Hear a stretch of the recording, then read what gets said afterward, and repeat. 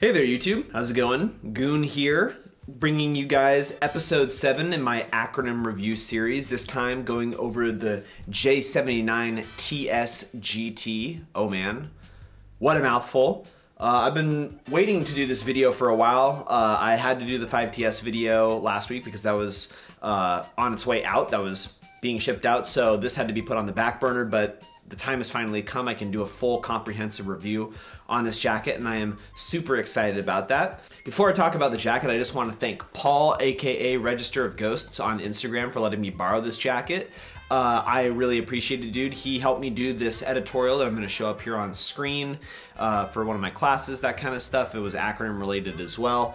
Really cool dude. He does some great photography himself and he has a great acronym collection that I'm going to be borrowing from for my acronym review series. So I just wanted to thank him. So shout outs to you, dude. I really appreciate it. But yeah, today we're going to be getting into one of the most recent jackets from the acronym catalog, the J79. It came out fall winter 1920 and it's pretty new to the acronym catalog, so not a lot of people know about it. So of all the reviews that I've done, this might be the most useful for the wider acronym audience, so I'm glad to be doing a review on it. But we're going to be getting into all the quirks and the features. We're going to be getting into the 3-layer Goretex fabrication of this jacket with a little bit of help from another YouTuber, So Much Black. We're going to be talking about the origins of the J79TS. We're going to be going over the details of the J79TS, as well as how I would style it. And then finally, we're going to be just kind of wrapping it all up with the pros and cons of the jacket. So this jacket doesn't even have any other prior iterations, so I would do the history of it, but the history itself is just going to be kind of embedded in all the different parts that make up this jacket, which are built off of other acronym jackets. So that'll be the brief history section. Again, before I get into the rest of the video, I want to thank you guys for all the support for the other 6 episodes now of the acronym review series. I really appreciate it. It's been super awesome making these videos. And if you guys want to see more, I've still got more stuff in the pipe. I've got 2 more videos planned. Next week's video is going to be really exciting, so I'm super stoked about that. But if you want to see more as it comes out, subscribe, like, blah, blah, blah, you know the whole YouTube thing. So if you'd like to, go for it. So without further ado, let's get into the J79TS-GT. So just kind of reiterating what I said in terms of a brief history about this jacket, it came out last year, last fall winter 19 going on 20 season. It was part of one of the first kind of sections of drops for the acronym season. But yeah, that's pretty much the history of the jacket. It's really new, so it doesn't really have much of a deep history to it. But I think the history of this jacket is really made up of all the individual parts that comprise the jacket and the kind of amalgamation that this jacket really is. If we look, we can see a full zip hood, which is something that you would see off the J61GT, the WS, what have you. The text system that goes across the chest is really reminiscent of the J1TS as well as the J47TS. And the large front pocket detailing is really notable because of the J1. And then if we look at the 2 flak pockets that are on the front as well, those are reminiscent of the J28 in some respects, but also kind of like the J47 too, being this really rectangular flak pocket style. So that's the history of the jacket, and we can move on to what the acronym actually means. So the acronym is J79TS-GT, J being jacket, 79 being the 79th jacket model that acronym has developed, TS being tech system, which is the mole webbing system that goes across the entire front of the jacket, molly webbing, pardon me, and that allows you to be able to expand the jacket's carrying capacity with modular devices and other types of mods that you can put on the jacket. And GT is Goretex, and typically when it's just Goretex GT, it's most likely going to be this 3-layer Goretex fabric, the kind of cream of the crop in terms of waterproofness when it comes to Goretex jackets, their Pro Shell model. So when you see GT on a jacket, it's usually of that composition. Older jackets might have been of a slightly different type of 3-layer composition, maybe 2.5 layer, but it's mainly 3-layer GT. So now that I've got the acronym of the jacket out of the way and its history, I can get into acronym's own description of the jacket. Now, I don't have the spec sheet or the bag. I was not given it, unfortunately, but because this jacket is relatively new, a lot of boutiques still have their information up about the jacket, even though it's sold out at practically every retailer. So I was able to find it here and I can just go over it for you really quickly. And it kind of talks about some of the previous points that I've been making. So without further ado, storage device. J79 combines several previously disparate Acronym elements into a new versatile 3-layer Goretex Pro jacket. 2 detached entry flak pockets are vertically aligned and outfitted with stowable storm flaps for improved weather protection. Texas webbing overlays the upper pocket, providing 2 rows and 8 channels of modular mount options. The overlap zip funnel hood brings full spectrum head protection to a mid-length silhouette for the first time. Gravity pockets, AuxZip, and Interops complete the program. Built with next generation Goretex Pro fabric technology for improved ruggedness, increased breathability, and greater comfort in more conditions. And then in parentheses, up to 28% more breathability compared to the previous generation Goretex Pro products.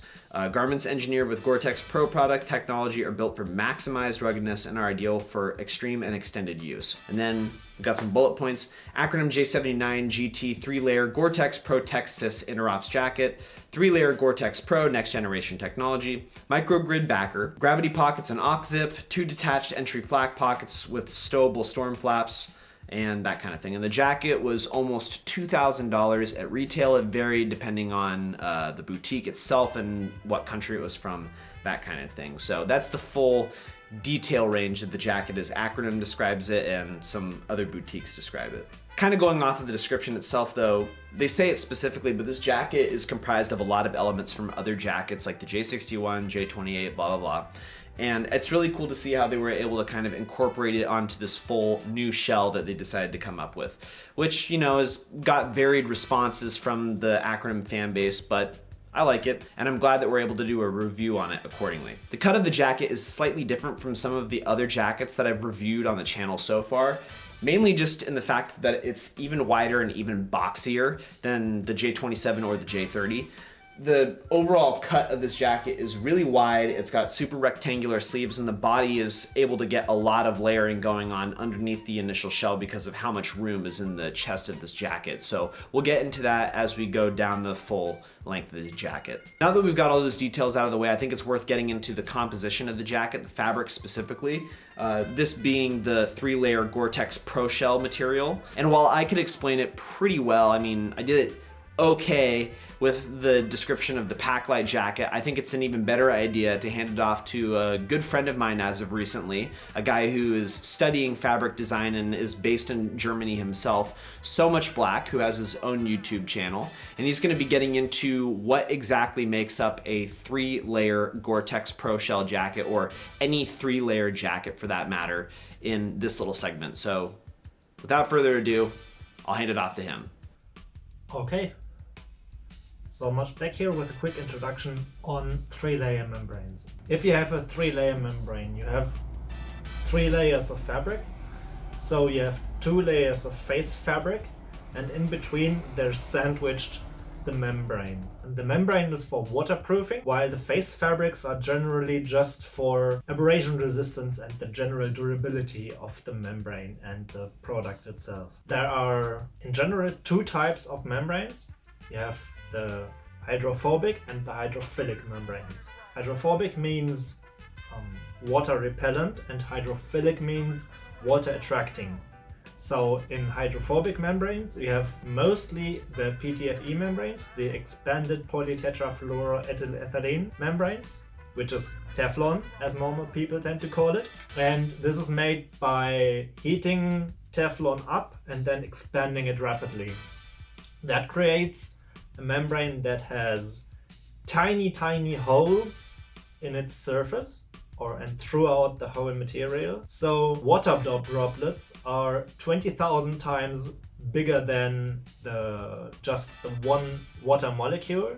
So because of the water surface tension, the water vapor can get through the membrane, while the water droplets are way too big, too fat, and they just roll off the surface. They can't get through the material. Of course, you always need some kind of concentration gradient. So you have to need the water always goes from one side to the other, and the one side where it gets away from is always the side that has more water. So if you are sweating not very much and the outside activity is very humid, so you are in the swamps for example, then of course in hot humid weather, every membrane will have its problems. In general, a 3-layer membrane is the most durable because you have more layers of fabric protecting the membrane itself. For example, the difference between Goretex and Event, which is also a PTFE membrane,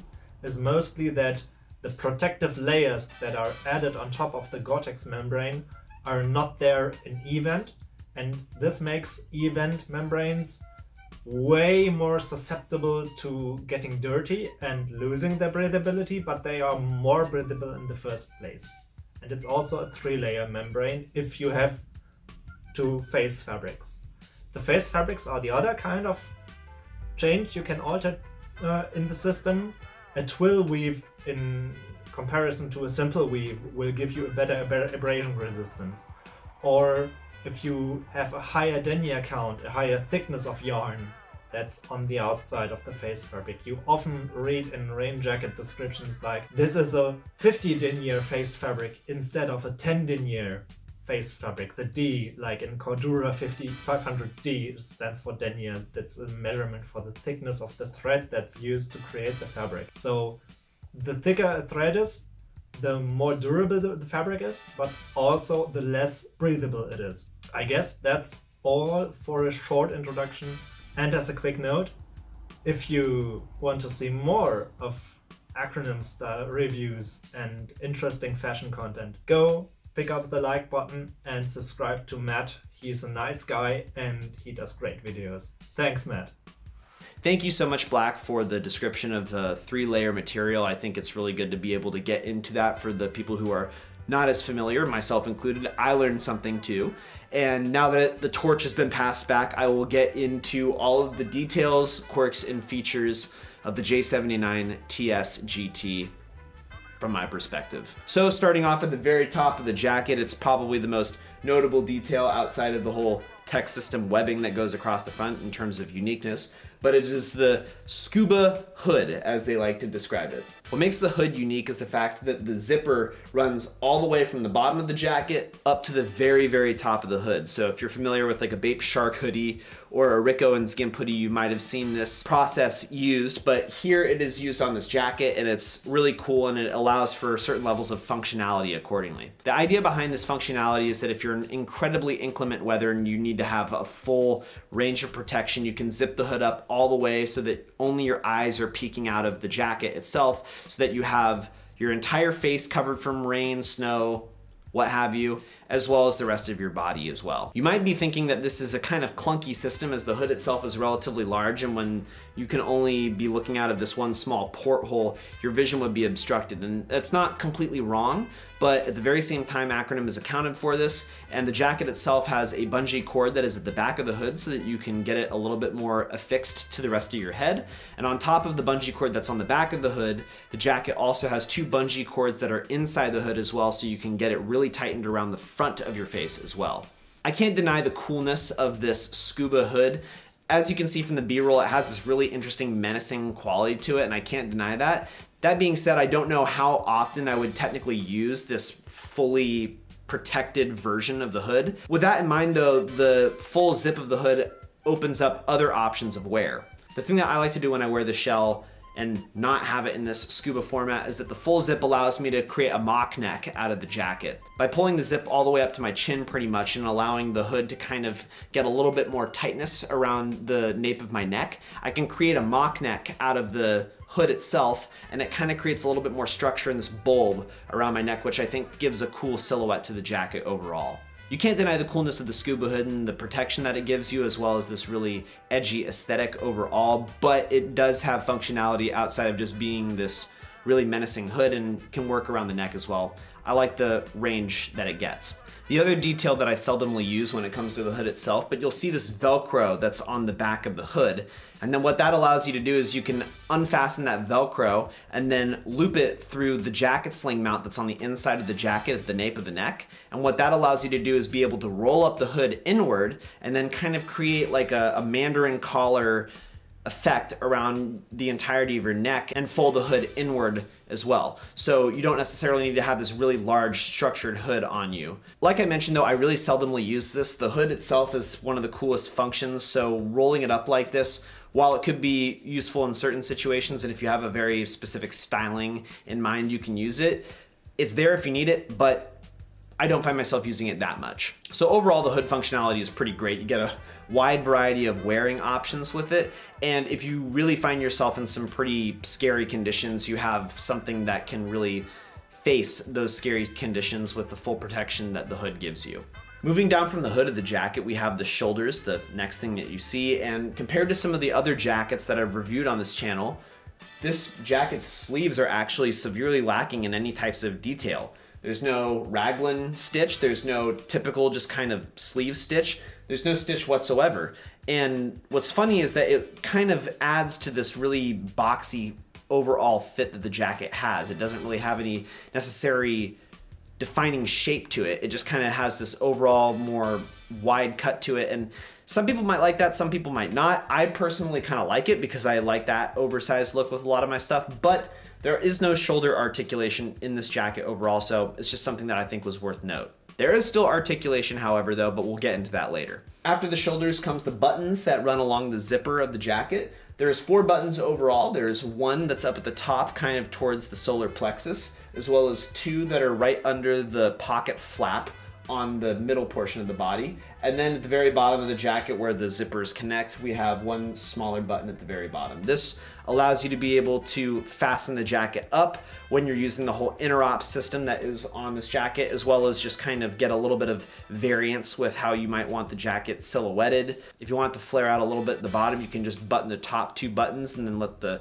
bottom 2 flare out, or whatever other kind of multitude of ways you could style the jacket. Moving down from the buttons, we get into the other really large functionality of this jacket, the other large selling point, which is the whole tech system that runs across the front, as well as the flak pockets and the large chest pocket. As we can see across the chest, we have this one really long stretch of MOLLE webbing that runs from one armpit on one side of the body all the way to the other armpit on the other side of the body. This is so that you can incorporate other Acronym mods and modular devices onto the jacket at your will, and you can expand the jacket's carrying capacity accordingly. For me, I have the Crooked Saint mod that we have here on the front. I cannot remember the model name. I'll put up what the mod name is right here. But it is a nice kind of rectangular shaped mod that somewhat mimics, I guess, this Acronym mod that we have right here. I believe it's the MZ3.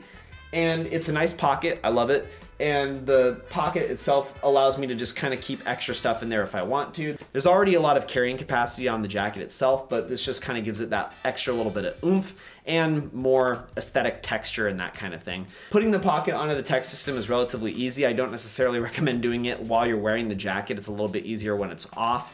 But it is nice being able to just expand the overall carrying capacity of the jacket, and the tech system is really popular for that reason. It's a nice kind of added detail. It's hot or cold for some people when it comes to Acronym. Some people like the tech system and the added textures and details that it provides, but some people think that's just a little bit overkill. And I get both sides of the spectrum, but it's nice for what it's worth. Underneath the top pocket on this MOLLE webbing, we have the 2 flak pockets that are over the large chest pocket that sits just behind it. These 2 flak pockets are openable with an AquaGuard zipper that you can find on many other Acronym jackets. The size of these pockets is relatively nice. You can fit an iPhone 10 or something of equivalent size into it, which is this guy right here. You can fit that in. These pockets, like I mentioned, are just immediately over the large chest pocket that's on the front, which is kind of like the J1's chest pocket on steroids. This pocket is ginormous. On top of it being ginormous, it doesn't have any formal closing to the pocket itself. It is a completely open mezzanine pocket, something that you might have seen on the 3A1 or on the J28 or something similar. I can fit a wide variety of stuff in there, but in terms of size-wise for you guys, I think the best way that I can describe it, and I was using it in the B-roll, I can fit this entire mod into that pocket and still have room for other stuff. So it's really large and it's very in charge. On top of that, I think the other semi-unique detailing is the fact that the pocket itself has a really large hole that is at the bottom of the pocket, and this is intended, the premise behind this is that if you're out in inclement weather, like I've said before, and you have water that's running down the jacket and kind of going along the grain of the jacket itself, you'll obviously end up with water in this open mezzanine pocket. And so this hole at the bottom allows for water to fall out the bottom and drain out, so you're not kind of collecting water in it like a bird bath or something like that. This is nice, but if you're carrying something pretty slim in this pocket, it can fall out this bottom hole, so just be careful. Paul said that he's put some stuff in there that's relatively slim and it's fallen out the bottom, or fell out the bottom. So just be careful with that hole in mind. The other thing that I think is worth mentioning, and it's pretty unique to this jacket, I haven't seen it on that many other jackets besides some really early ones, but the logo tape on this jacket is on the front chest, and there's no Velcro that usually sits on either side of the neck. It's just here on this chest detail. So there's only one Velcro patch for logo detailing, mag tape, that kind of thing. I personally really like this. I think it's a kind of nice switch up, and seeing the logo right in the slightly off center of the chest is refreshing in a way. It's got a cool detail to it. It's very minute, it's very slight, but I like it nonetheless. And when I use it with mag tape, which we'll see in the B-roll, it's really easy for me to be able to attach stuff to this part of the chest. That being said, this part of my chest is a lot more in motion than my neck, for example, and it's way easier for my arm or some other thing that I'm carrying to be able to brush across this portion of my chest. So if you're keeping headphones on there, be very careful. I see in the long run that being a potential danger for if you're keeping headphones on there pretty consistently, but it's really easy to affix headphones onto this patch because it's in your line of sight and you can put them on there very easily. From the MOLLE webbing, we can go directly out to the arms of the jacket, which brings us to the articulation that I was mentioning earlier. The articulation on this jacket is kind of unique in comparison to the J30 and the J27. It doesn't incorporate that rhomboid shape that those jackets have, but it has its own unique articulation detailing that I'll just show in the B-roll. It's hard to describe myself, but it does allow for a wide range of motion that you can use when you're wearing the jacket and keeps this three-dimensional structure with the sleeve overall. Pretty much attached to that articulation, we have the sleeve hitches themselves. The sleeve hitches are useful for rolling up your sleeves if need be. The way that it works is pretty simple. You can just simply roll the sleeve up to your elbow or push it up to your elbow. Then you unfasten the Velcro on both the cuff and the hitch itself, and then you can attach them together, letting the Velcro of the cuff overlap the hitch of the sleeve. And then that way it kind of creates this layered system so that the sleeve can stay fully anchored to your elbow. I really like this on this jacket in particular because, like I've been echoing, the whole jacket has a really rectangular cut to it, and the sleeves are no exception to that. So the sleeves being really wide are really easy to roll up to your elbow, and then the Goretex material can crumple and kind of move pretty freely up to that point too. So it's really easy to use this sleeve hitch function accordingly. If we go back to the body of the jacket and we go slightly down from the flak pockets, we see the hand pockets of the jacket. These use AquaGuard zippers just like the flak pockets themselves. The overall pocket capacity on these is pretty nice. It's not like the J27 where it runs to the back of the body, but it's good enough, and I never found myself really putting stuff in the back of my body of my jacket anyway, so it's just nice hand pocket size. Inside this pocket you can find the Goretex tag as well as the Acronym tag that gives all the washing details and the dry cleaning details of the jacket. If we go back out to the sleeves of the jacket, we have the gravity pockets, which I've gone over in other videos. The gravity pockets are a fantastic party trick. It allows you to be able to put something within these wrist pockets on your jacket, and then the pockets themselves have a trapdoor buttoning system that is inside the sleeve. So if you're able to unbutton said button, whatever is inside your pocket, the contents will fall right out. This is perfect for a phone. I use my iPhone 10 and it works great. It's typically better for stuff that's larger or a little bit heavier because the gravity will work a little bit better. Lighter stuff can have a more difficult time falling out just because there's not as much gravity to it, but it's nice nonetheless. Because the overall sleeve shape of this jacket is a bit more rectangular and wide, I actually found it a bit more difficult to use the gravity pocket overall. Because the jacket isn't as tight in the elbow, when I go to pop the button, I don't have as much leverage to do so. So I found it a little bit more difficult to pop the gravity pocket, but it's a small qualm. Once you get the hang of it, it works just like it normally would. Still worth noting though, regardless. Just below the gravity pockets themselves, practically connected to the gravity pockets, we have the Velcro cuffs, which are on every Acronym jacket. Like snowboarding jackets and other rain jacket. This just gives you a wide range of ways that you can style the cuff of your jacket. If you want it to have a more slim, more profile fit, you can use it. If you want it to stay wide and you can still use the gravity pocket, it's there for you as well. I like this functionality specifically on this jacket because of how rectangular the sleeves are and how boxy the cut is. So being able to get that little bit of tapering, a little bit more of a profile fit, I think that that makes it a lot more appealing overall to use said Velcro cuffs. I also find it easier to use the Velcro cuffs because I have much more fabric to maneuver, so I can fasten the Velcro cuffs way easier because of the overall rectangular shape of the sleeve. Very bottom of the jacket, while still being on the outside, we have the zipper of the jacket. This is the first jacket that I reviewed that has a two-way zipper, which is awesome. I love a good two-way zipper. It allows for a wide range of ways in which you can style the jacket, and this is no exception to that. On top of the whole buttoning system that allows you to kind of style it in unique ways, the two-way zipper is great as well. The top zipper can run all the way up to the top of your face and create the Scuba Hood function, while the bottom zipper can just give a little bit of a flare at the bottom so that you have a wider range of motion so it doesn't bunch up really tightly around your body. Finishing all the details on the outside of the jacket, we can get into the inside of the jacket where there are even more details. If we start up at the top again, we can see the AuxZip, which is something that I mentioned in the J27 video.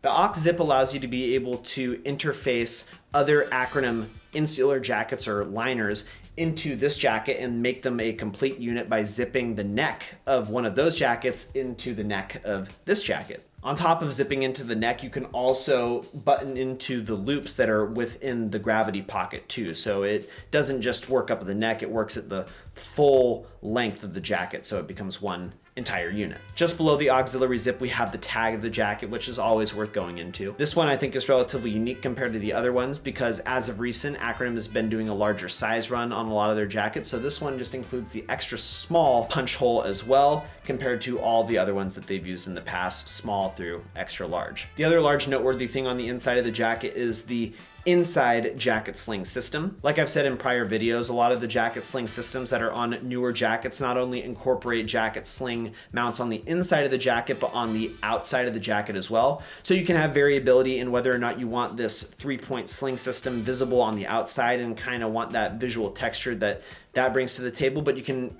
have it be concealed on the inside of the jacket as well. You just have that option there. On top of that, if you use the sling system on the outside of the jacket versus the inside and vice versa, you'll have different ways that the jacket folds on your body as its cape form, whether it's mounted on the inside or the outside, which can be more useful if you're in a rainy situation or if you're in a sunny day situation and you want the aesthetic value there. The option is up to you, but you can mount on the inside or the outside of your jacket. At the very bottom of the jacket, we have a ShockCord, which was something that was on the J27. What this allows you to be able to do is scrunch the bungee cord that runs around the entire hem of the jacket and change up the silhouette of the jacket overall so that it has a little bit more of a cropped effect, a little bit more tight around your waist.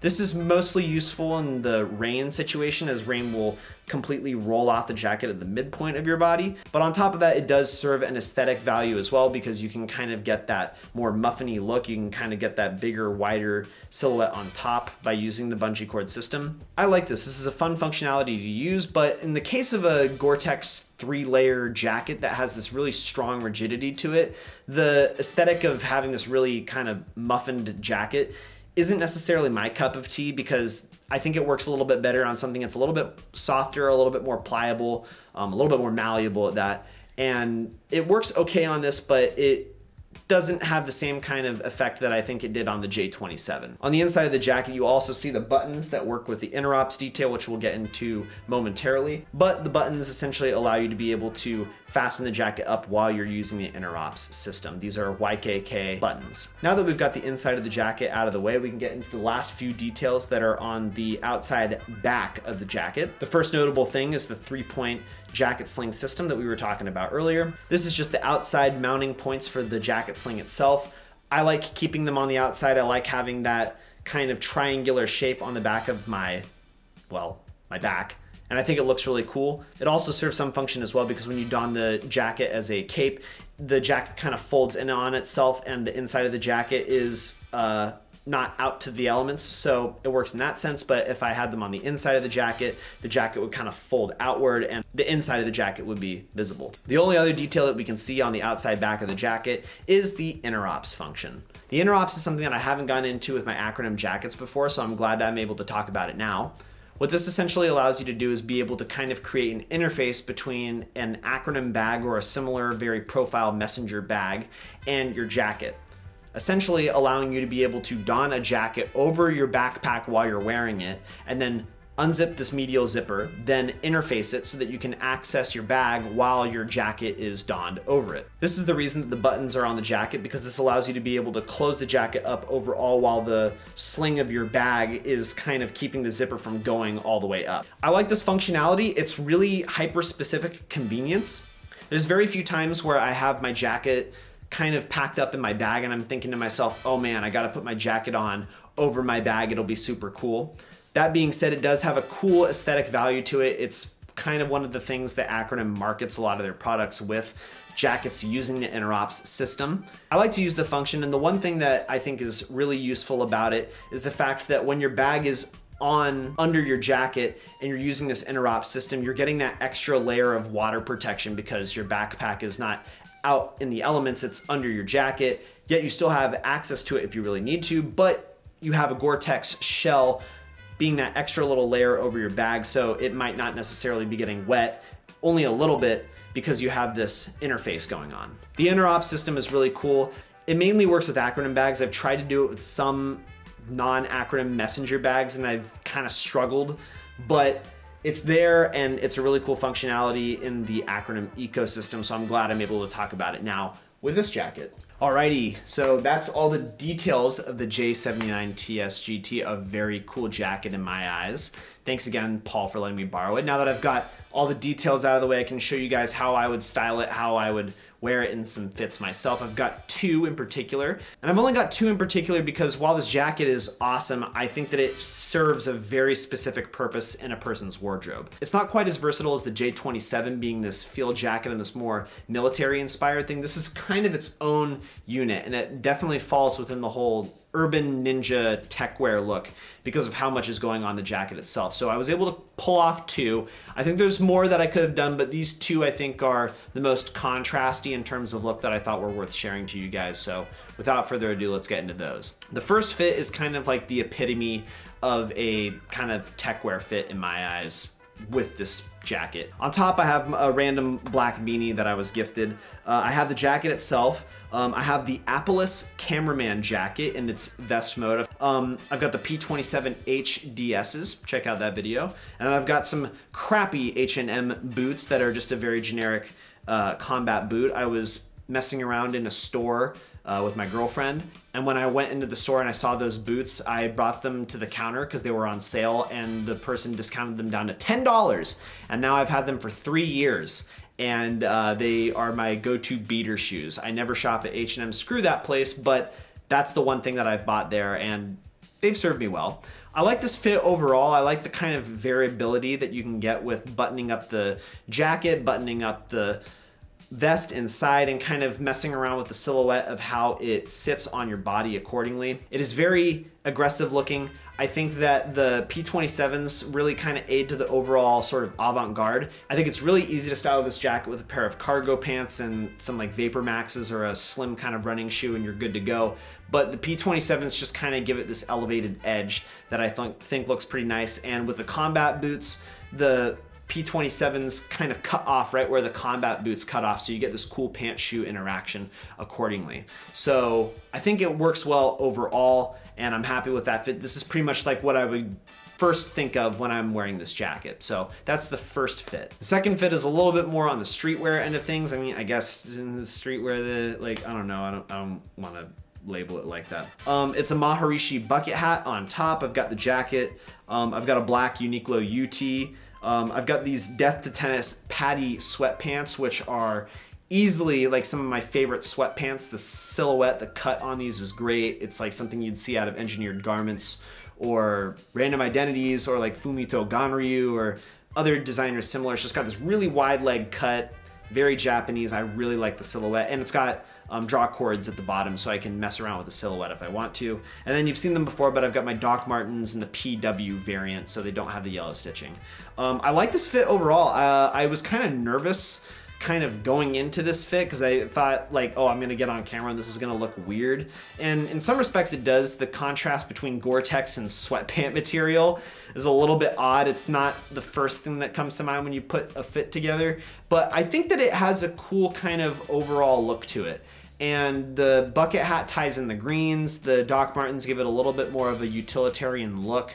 And the jacket looks really nice when I use the two-way zipper, and I can kind of show off how far the pants go up by pulling the two-way zipper up to like my belly button, because these pants are high-waisted. So it really allows me to be able to kind of mess around with the proportions because I can use the two-way zipper, show off how far the pants go up. The drawstrings can kind of mess around with the overall flow of the look too. And the bucket hat is just a nice little, like, I don't know, cherry on top of sorts.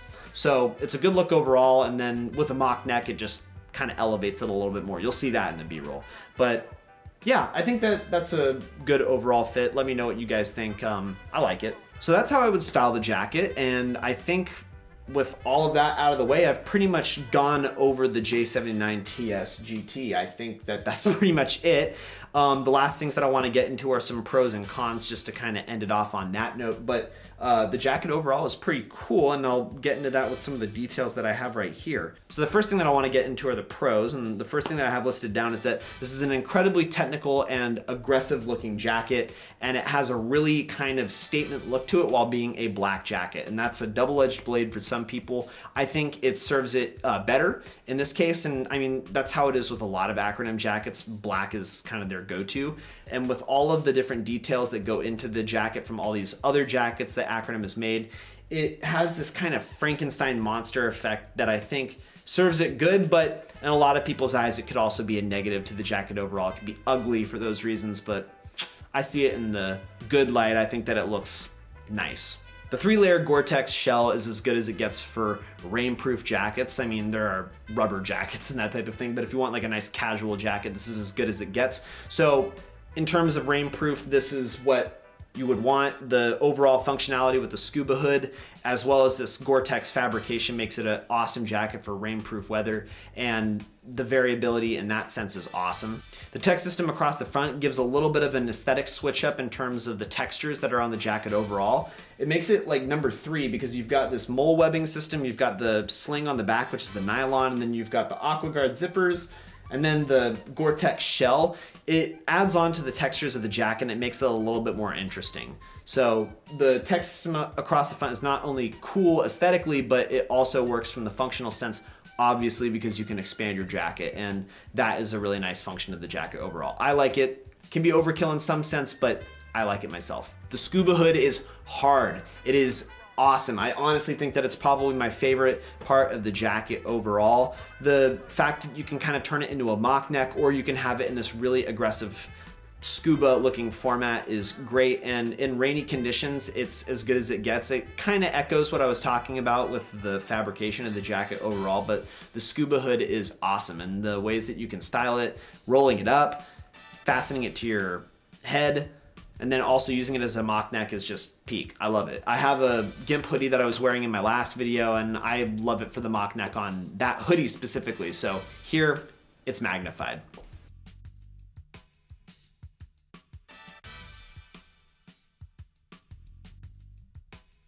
So that's the J79TS-GT, episode 7. It's a wrap. Thank you so much for watching, guys. I really appreciate it. This is a super cool jacket, and thank you to all the people who collaborated on this video and making it possible. Again, I've got more stuff in the pipe. They're of my own ownership, so I'm excited to do more of those, and I've got more stuff that I want to keep doing, so just stay tuned for all of that. And I really appreciate it, guys. Thank you so much. So without further ado, I gotta say my final note, which is stay whatever, and stay tuned for more, but mainly stay whatever. Have a good one.